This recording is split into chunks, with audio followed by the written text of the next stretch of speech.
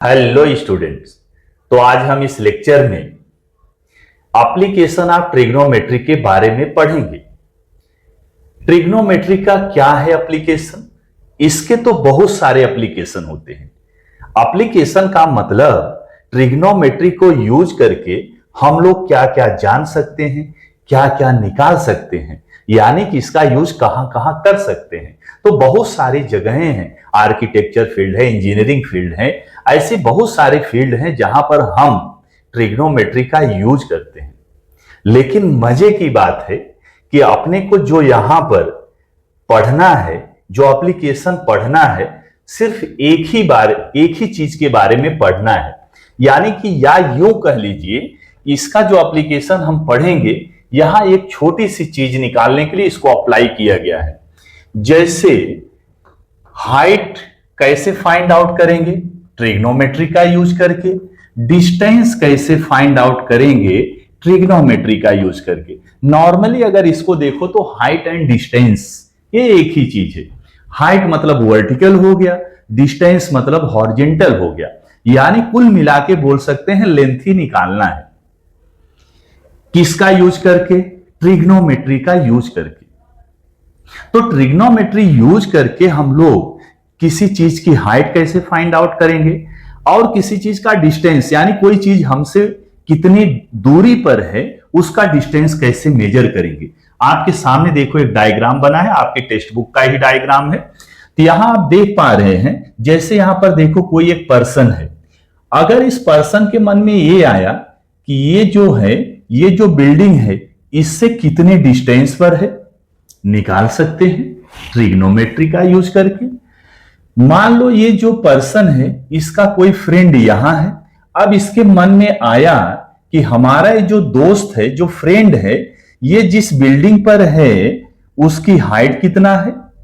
या समझो ये जो फ्रेंड है, ये यहां से देख रहा है इस पेड़ पर एक चिड़िया बैठी है, पंछी, बर्ड।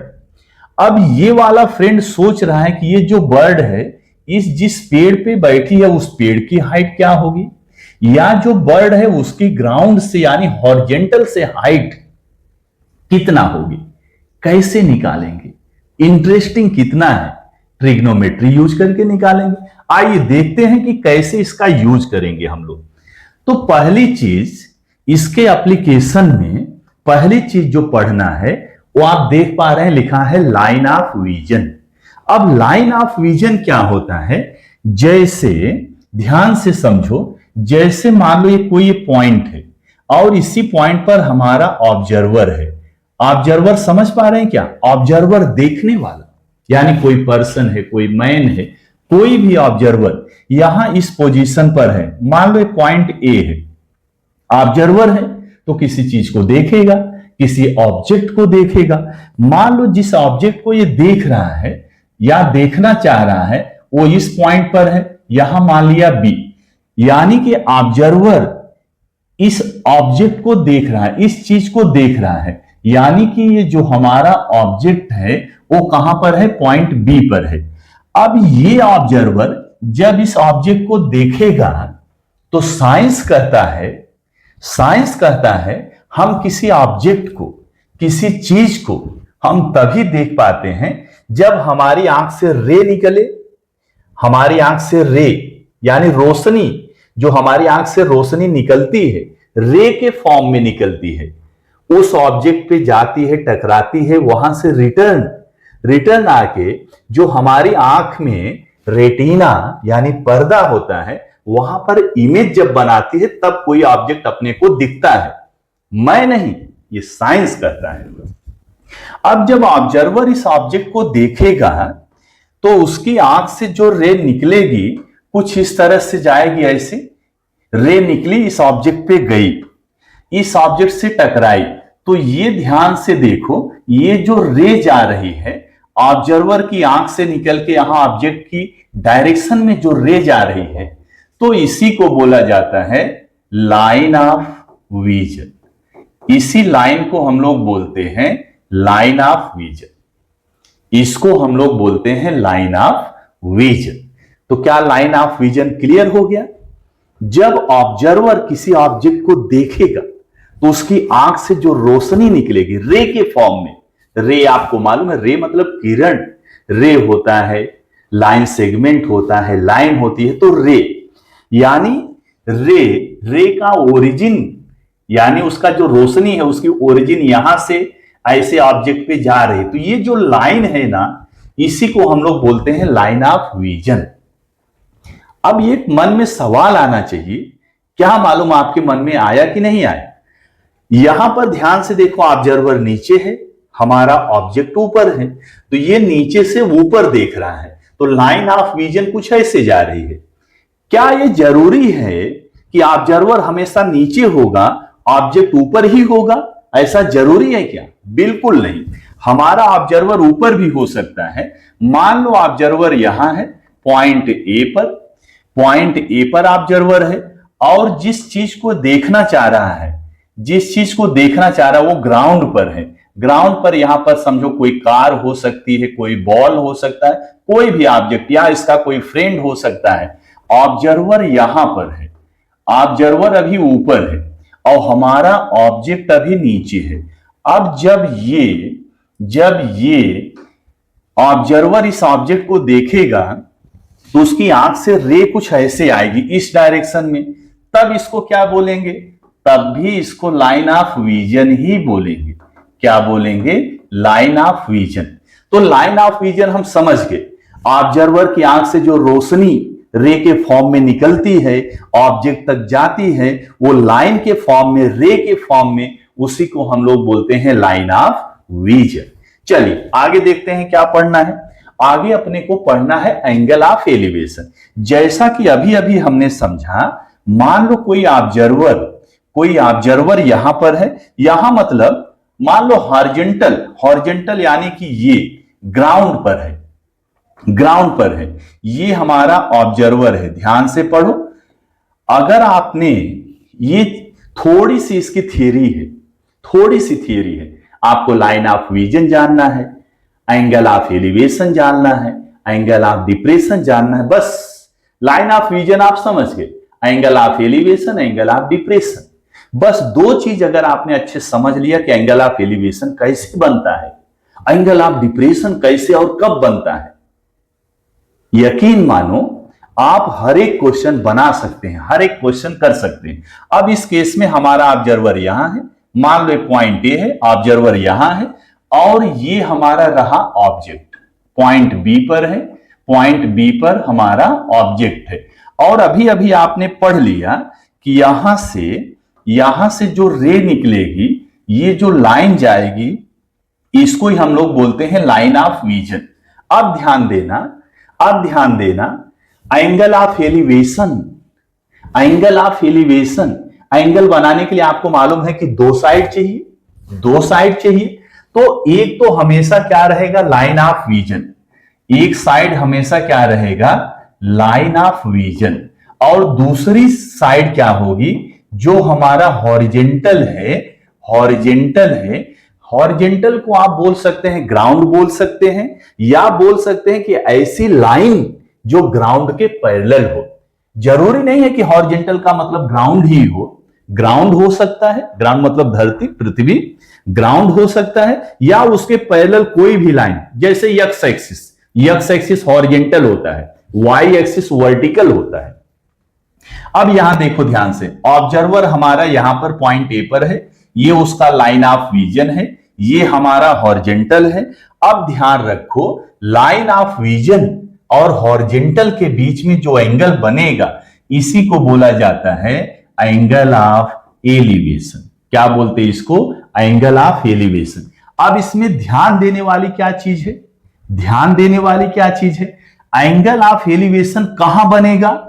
जहां ऑब्जर्वर होगा। एंगल ऑफ एलिवेशन कहां बनेगा? जहां ऑब्जर्वर होगा।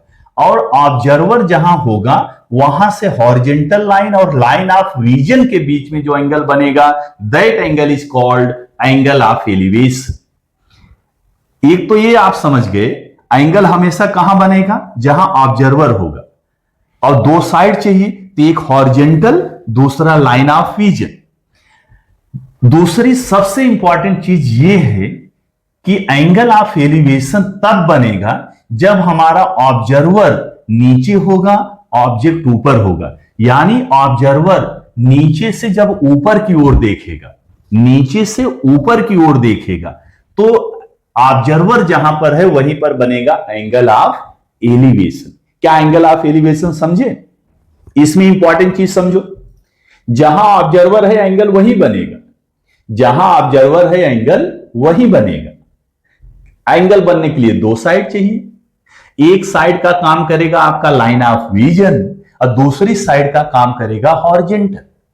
लेकिन एंगल ऑफ एलिवेशन तब बनेगा जब हमारा ऑब्जर्वर नीचे होगा, ऑब्जेक्ट हमारा ऐसे ऊपर होगा, यानी कि ऑब्जर्वर नीचे से ऊपर देखेगा, तब बनेगा एंगल ऑफ एलिवेशन। आइए आगे देखते हैं एंगल ऑफ डिप्रेशन। जैसा कि जब हम लाइन ऑफ विजन पढ़ रहे थे तो हमने ये सीखा कि ऑब्जर्वर हमारा नीचे हो सकता है, ऑब्जेक्ट ऊपर, या ऑब्जेक्ट नीचे हो, ऑब्जर्वर ऊपर। तो मान लो कुछ ऐसा केस है, हमारा ऑब्जर्वर जो है पॉइंट ए पर है, पॉइंट ए पर हमारा ऑब्जर्वर है, और यहां से हमने एक हॉरिजॉन्टल बना दिया। हॉरिजॉन्टल ग्राउंड आप समझ सकते हैं।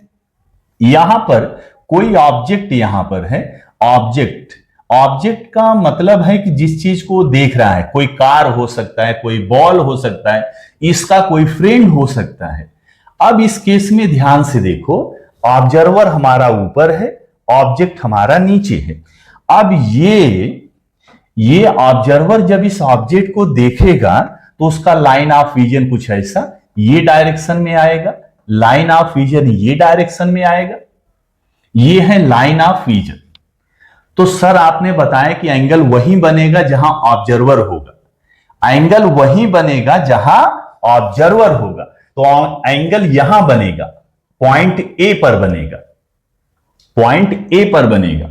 लेकिन सर यहां हॉरिजॉन्टल नहीं है तो क्या हुआ?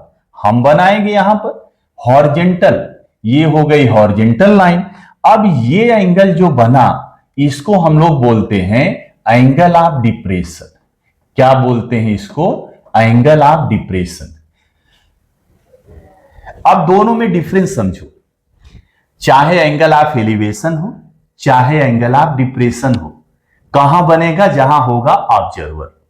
एंगल ऑफ एलिवेशन तब बनेगा जब ऑब्जर्वर नीचे होगा, ऑब्जेक्ट ऊपर होगा। एंगल ऑफ डिप्रेशन तब बनेगा जब हमारा ऑब्जर्वर ऊपर होगा और ऑब्जेक्ट नीचे होगा। और देखो ध्यान से, ये भी हॉरिजॉन्टल है, ये भी हॉरिजॉन्टल है, तो क्या ये दोनों लाइन पैरेलल है? और ये ट्रांसवर्सल का काम कर रही है। ये जो हमारा लाइन ऑफ विजन है ये कौन सा काम कर रहा है? ट्रांसवर्सल का। If a transversal intersect two parallel lines then their alternate angles are equal. यहां पर जितना एंगल बनेगा उतने मेजरमेंट का एंगल यहां भी बनेगा। यहां जितना एंगल ये है उतना ही एंगल ये है। तो हम किसी क्वेश्चन में जब करेंगे तो इस एंगल के बराबर ये एंगल लिख देंगे। अब इस एंगल का नाम वाम लिखना है तो यहां आप ऑब्जेक्ट मान लो पॉइंट बी पर है, ये पॉइंट सी है, यहां अगर एक पॉइंट कोई डी मान लूं तो इस एंगल का नाम लिखेंगे सी ए बी। ये हमारा एंगल ऑफ डिप्रेशन है, तो एंगल सी ए बी इस एंगल के बराबर हो जाएगा। Alternate angles, these two angles are alternate angles. अच्छा, याद करने का angle of elevation, angle of depression याद करने का मस्त तरीका आपको बताऊं। एंगल ऑफ एलिवेशन में ऑब्जर्वर नीचे, एंगल ऑफ डिप्रेशन वर्ड समझते हैं क्या? जब आदमी डिप्रेशन में जाता है, अगर किसी आदमी को डिप्रेशन हो जाए तो ऊपर रहता है, ऊपर चला जाता है। डिप्रेशन में ऊपर, डिप्रेशन तनाव, टेंशन, चिंता। डिप्रेशन में आदमी कहां? ऊपर। यानी जब एंगल ऑफ डिप्रेशन बनेगा तो ऑब्जर्वर कहां हमारा? ऊपर। एंगल ऑफ एलिवेशन में ऑब्जर्वर कहां हमारा? नीचे। ओके, तो ये तीन चीज हम समझ गए। लाइन ऑफ विजन समझ गए, एंगल ऑफ एलिवेशन समझ गए, एंगल ऑफ डिप्रेशन समझ गए। यकीन मानो अगर ये तीन चीज आप समझ गए तो क्वेश्चन तो एकदम इजी है, क्वेश्चन तो आप कर ही लेंगे। आइए देखते हैं पहला क्वेश्चन, देखते हैं आपकी एक्सरसाइज का पहला question. A person is standing at a distance of 80 meters from a church, looking at its top. The angle of elevation is of 45 degree, find the height of the church. Height हम किसका height किसका निकालेंगे? Church है, temple है, मस्जिद है, tree है, पोल है। लेकिन ध्यान रखो, मान लो किसी ट्री की हाइट निकाल रहे हैं, किसी पोल की हाइट निकाल रहे हैं। अब पोल थोड़ा टेढ़ा है, लेकिन ऐसा नहीं चलेगा। इसमें ना ट्री को, बिल्डिंग को, पोल को, टेंपल को, चर्च को हमेशा हॉरिजेंटल से परपेंडिकुलर कंसीडर करना है। यह चीज ध्यान में रखो। यहां पर अगर आपने क्वेश्चन रीड किया और अगर आपने इसका ढंग से डायग्राम बना लिया, मेन इंपॉर्टेंट चीज है कि क्वेश्चन रीड करके डायग्राम आपको बनाने आना चाहिए। अगर डायग्राम बनाने आ गया, डायग्राम आपने करेक्ट बना लिया, तो क्वेश्चन तो बहुत इजी हो जाएगा। आइए देखते हैं कैसे बनाते हैं। एक बार देखिए मैं कैसे कर रहा हूं, आप भी ऐसे ट्राई करेंगे। A person is standing at a distance of 80 metre from a church. बोल रहा है कि कोई एक पर्सन है, किसी एक चर्च से 80 मीटर की डिस्टेंस पर खड़ा है। यानी कि हम बना देते हैं, सबसे पहले हमने बना दिया एक हॉरिजेंटल बना दिया। ये देखो हॉरिजेंटल बन गया। और इसी पर ये देखो हमने बना दिया चर्च। और इस चर्च का जो हाइट है हम ए बी से रिप्रेजेंट कर रहे हैं। सेगमेंट ए बी हमारा क्या बताएगा? Height of the church. तो चर्च हो, टेंपल हो, पोल हो, ट्री हो, हमेशा ध्यान रखो हॉरिजेंटल से परपेंडिकुलर ही कंसीडर करना है। ओके, अब हमारा जो ऑब्जर्वर है, ऑब्जर्वर कोई पर्सन हो सकता है, ऑब्जर्वर को कंसीडर कर लेते हैं, इस पॉइंट सी पर है। अब ऐसे मन में ऐसा भी सवाल उठता है, ऑब्जर्वर मतलब कोई पर्सन है, तो पर्सन की भी तो कुछ हाइट होगी, इसका हाइट क्यों नहीं दिखाया? तो ध्यान रखो इंपॉर्टेंट चीज है, ऑब्जर्वर को हमेशा एक पॉइंट से डिनोट करना है, पॉइंट बनाना है। ऑब्जर्वर की जगह आपको एक पॉइंट बनाना है। तो ऑब्जर्वर हमारा कहां है? पॉइंट सी पर है। अब ये पॉइंट सी पर ऑब्जर्वर है। चलो अब देखो, हमने बनाया हॉरिजेंटल। आपका अगर मन करे तो यहां पर ऐसे लिख दो हॉरिजेंटल, या मन करे तो यहां पर लिख सकते हैं ग्राउंड, ग्राउंड लिख दो या लिख दो हॉरिजेंटल। चलो हमने ग्राउंड लिख दिया। ए बी क्या है? हाइट ऑफ चर्च है। सी क्या है? पोजीशन ऑफ पर्सन है। अच्छा, अब ये क्या कर रहा है? ये चर्च है, ये ऑब्जर्वर है, कितने डिस्टेंस पर खड़ा है? ये देखो, ये जो चर्च है, चर्च से कितनी डिस्टेंस पर है? 80 मीटर की डिस्टेंस पर है। ओके, यहां तक हमने पढ़ा, यहां तक हमने डायग्राम बना दिया। अब क्या है? लुकिंग, यानी ऑब्जर्वर देख रहा है एट इट्स टॉप, यानी चर्च के टॉप को देख रहा है। आओ इसको दिखाएं। ऑब्जर्वर ऐसे इसके टॉप को देख रहा है, यानी उसका लाइन ऑफ विजन ऐसे जा रहा है, ठीक है। हमने ये भी बना दिया कि हमारा ऑब्जर्वर चर्च के टॉप को देख रहा है, ये लाइन ऑफ विजन हो गया। The angle of elevation is of 45 degree. Angle of elevation अभी हमने पढ़ा क्या होता है एंगल ऑफ एलिवेशन? जब हमारा ऑब्जर्वर नीचे से ऊपर देखता है, यानी ऑब्जर्वर नीचे है, ऑब्जेक्ट हमारा ऊपर है, लाइन ऑफ विजन ऐसे, तो एंगल ऑफ एलिवेशन बनेगा कहां? जहां ऑब्जर्वर है। तो दो साइड चाहिए सर जी, एक हो गया लाइन ऑफ विजन, दूसरा हो गया हॉरिजेंटल, यानी कि ये जो हमारा है यही एंगल ऑफ एलिवेशन है।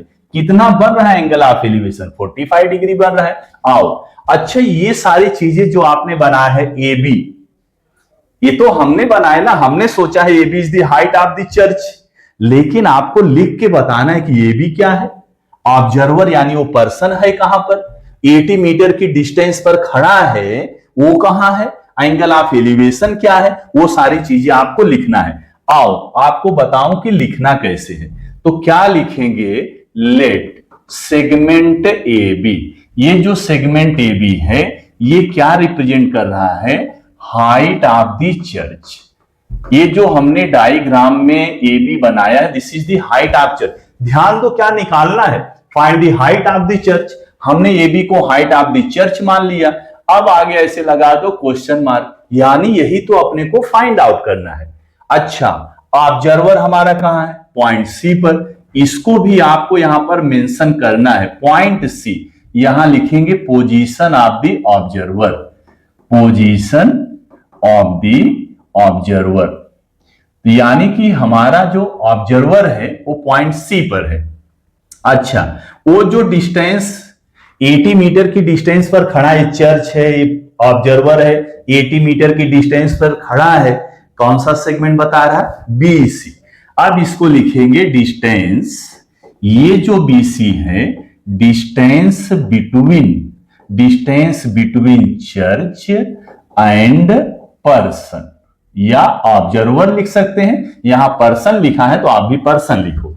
अच्छा, ये जो एंगल एसीबी आपको दिख रहा है, एंगल एसीबी, यही तो हमारा एंगल ऑफ एलिवेशन है, तो यहां पर इसको मेंशन कर दो, एंगल ऑफ एलिवेशन। और ये एंगल ऑफ एलिवेशन आपको दिया कितना है? सर जी 45 डिग्री दिया है। ओके, अब देखो ये 45 डिग्री हो गया, और ये ध्यान से देखो तो राइट एंगल ट्रायंगल हो गया। ऐसा नहीं है कि ट्रिग्नोमेट्री का यूज करके ही आप ए बी निकाल सकते हैं, और भी मेथड से निकाल सकते हैं।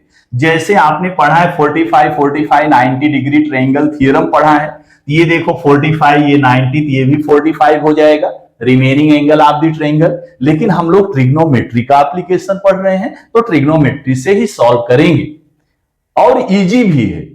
45 90 डिग्री से इजी भी है। कैसे इजी? देखो, आपको मालूम है, आप पहले वीडियो में पढ़ चुके हो, trigonometric ratios always apply right angle triangle. तो क्या देख रहे हो, राइट एंगल ट्रायंगल है क्या? तो लिखेंगे in right angle triangle, in right angle triangle. कौन सा राइट एंगल ट्रायंगल है? एबीसी है। चलो बढ़िया है, एबीसी राइट एंगल ट्रायंगल है। अब इसमें हम लगाएंगे ट्रिग्नोमेट्रिक रेशियो। यहां पर आपको लिखना है बाय ट्रिग्नोमेट्रिक रेशियो, यहां पर आपको लिखना है बाय ट्रिग्नोमेट्रिक रेशियो। अब थोड़ा सा कंफ्यूजन हो सकता है, लेकिन होना नहीं चाहिए, हो सकता है सर ट्रिग्नोमेट्रिक रेशियो तो 6 है, कौन सा लगाएंगे? साइन लगाएं, कॉस लगाएं, टेन लगाएं, कॉसेक लगाएं, सिक लगाएं, कॉट लगाएं, कौन सा लगाएं? आओ बताता हूं कौन सा लगाना है, कैसे आप डिसाइड करोगे। ध्यान से देखो, ये राइट एंगल ट्रायंगल है, हमको ये एंगल मालूम है, ये वाला एंगल मालूम है, और इस एंगल के अपोजिट साइड निकालना है, इस एंगल का अपोजिट साइड अपने को निकालना है। और ध्यान से देखो, इस एंगल का एडजेसेंट साइड दिया है, साइड आपको डिसाइड करने आता है। एंगल है, एंगल का अपोजिट साइड, एंगल का एडजेसेंट साइड, और अपोजिट और एडजेसेंट, अपोजिट निकालना है, एडजेसेंट दिया है। अपोजिट और एडजेसेंट का रिलेशन किस में आता है? टेन में आता है। कॉट भी लगा सकते हैं, कॉट और टेन, तो टेन लगाओ, tan is main ratio and its reciprocal is cot, तो टेन लगाओ। तो टेन अगर हम लगाएं इसमें टेन रेशियो, तो tan 45 degree is equal to A B upon B C हो जाएगा। तो यहां पर टेन इस एंगल, चाहे तो एक बार आप एंगल का नाम लिख सकते हैं, tan of angle A C B is equal to its opposite side A B upon adjacent side B C. Tan A C B, ACB angle ACB कितना है? 45 डिग्री है। ए बी तो अपने को निकालना है, बीसी, बीसी कितना दिया है? 80 डिग्री दिया है। अब tan 45 डिग्री, टेक्स्ट बुक में आपने देखा होगा ट्रिग्नोमेट्रिक टेबल होगा स्टैंडर्ड एंगल के लिए, 0 degree, 30 degree, 45 degree, 60 degree, 90 degree, वो टेबल आपको याद रखना है। याद नहीं रहेगा तो होगा मुश्किल। tan 45 डिग्री इसकी वैल्यू होती है 1। This is equal to A B upon B C की वैल्यू हमने रख दिया यहां पर, बी सी, ये देखो बी सी की वैल्यू, अच्छा यहां मेंशन नहीं किया, एक मिनट, तो यहां पर आप दूसरी लाइन में मेंशन कर देंगे बी सी, यानी कि distance between church and person, ये अपने को दिया था, तो बीसी यहां पर पहले आपने बताया बीसी क्या है? Distance between church and person. फिर उसके नीचे लिख दो बीसी 80, सॉरी सेंटीमीटर नहीं मीटर है, 80 मीटर। तो हमने बीसी की वैल्यू यहां रख दिया। अब 80 इधर डिवाइड में है, डिवीजन में इधर लाओगे तो इंटू हो जाएगा, 1 into 80, this is equal to A B, यानी हम बोल सकते हैं A B is equal to 80 1 जा 80 मीटर। 81 जा 80 मीटर। ए भी मतलब क्या, चर्च की हाइट। तो फाइनल आंसर लिखेंगे therefore height of the church, height of the church is 80 metre. ये हमारा आंसर है। सोचो कितना इजी इसका एप्लीकेशन है। दो चीज पे ध्यान रखना, एंगल ऑफ एलिवेशन कब बनेगा, एंगल ऑफ डिप्रेशन कब बनेगा। क्वेश्चन रीड किया, डायग्राम बना लिया, बस ट्रिग्नोमेट्रिक रेशियो अप्लाई कर दो। और वैसे आपको बताऊं, ये देखो 45 डिग्री है, ये 90 डिग्री, तो ये बताओ एंगल कितना हो जाएगा, ये भी 45 डिग्री। और किसी भी ट्राइंगल में अगर दो एंगल सेम होता है, उसकी अपोजिट साइड सेम होती है। अरे आपने आइसोसेलेस ट्रायंगल थ्योरम पढ़ा है, उसका कन्वर्स पढ़ा है। This is the converse of isosceles triangle theorem in any triangle. If two sides are equal then their opposite angles are equal. Conversely, we can say in any triangle, if two angles are congruent, then their opposite sides are equal. तो ये angle इसके opposite side, ये देखो 80 है, ये भी same है 45 degree, यानी कि इसके अपोजिट साइड भी 80 ही होगा। ये 80 है तो ये भी 80 हो जाएगा, यानी height of the church is 80 metre. अगला क्वेश्चन एकदम सेम ऐसे है, इसमें एंगल ऑफ डिप्रेशन दिया है, यानी इस केस में हमारा जो ऑब्जर्वर होगा ऊपर होगा, ऑब्जेक्ट हमारा नीचे होगा। ये क्वेश्चन आप तब तक ट्राई करते रहिए। बहुत जल्द मिलते हैं अगले लेक्चर में। Thank you.